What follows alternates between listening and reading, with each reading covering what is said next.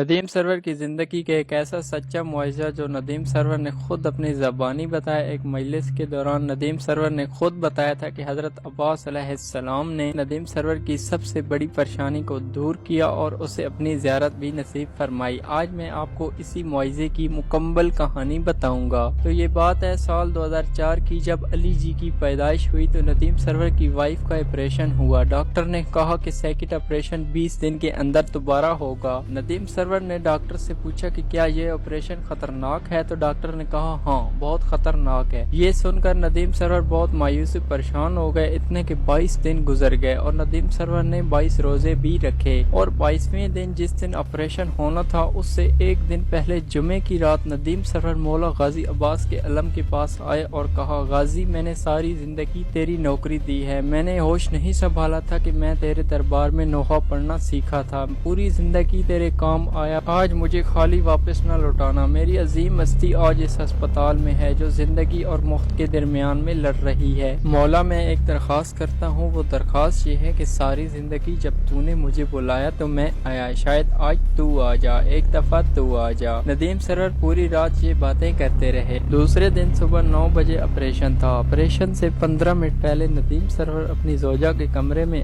آئے، اس کے سر پر ہاتھ رکھا جو ہل بھی نہیں سکتی تھی، اور اسے کہا تمہیں واپس آنا ہے، میرے چھوٹے چھوٹے بچے ہیں، تمہیں واپس آنا ہوگا۔ اس پر ندیم سرور کی زوجہ نے کہا کہ ندیم آپ ایک نوحہ خان ہیں، روئیں نہ، میں نے واپس آنا ہے، انشاءاللہ آپ اللہ پر پورا یقین رکھیں۔ آپریشن سے 15 منٹ رہ گئے تھے، ڈاکٹروں کی ٹیم آنے والی تھی، آپریشن کی پوری تیاری ہو گئی تھی۔ 15 منٹ پہلے دروازہ کھلا، سفید لباس میں ایک خوبصورت نوجوان اندر داخل ہوا اور اندر آ کر کہتا ہے اٹھ میری بیٹی، کھڑی ہو۔ جب اس نے کہا کہ چل کر دکھا تو ندیم سرور کی زوجہ اپنے پیروں پر کھڑی ہو گئی اور چلی۔ اس نے 3 چکر لگائے اور پھر اپنے بستر پہ جا کے بیٹھ گئی۔ اس کے بعد اس خوبصورت نوجوان نے ندیم سرور کی طرف دیکھ کر اسے کہا کہ رات کو تم کیا کہہ رہے تھے، پاگل ہو جاؤں گا، اگر اس کو کچھ ہو گیا تو مر جاؤں گا، پاگل ہو جاؤں گا۔ ندیم سرور ایسا ہو سکتا ہے کہ تو پنجتن پاک کو مشکل گھڑی میں بلائے اور وہ تمہیں تنہا چھوڑ دے، لے اپنی امانت سنبھال لے۔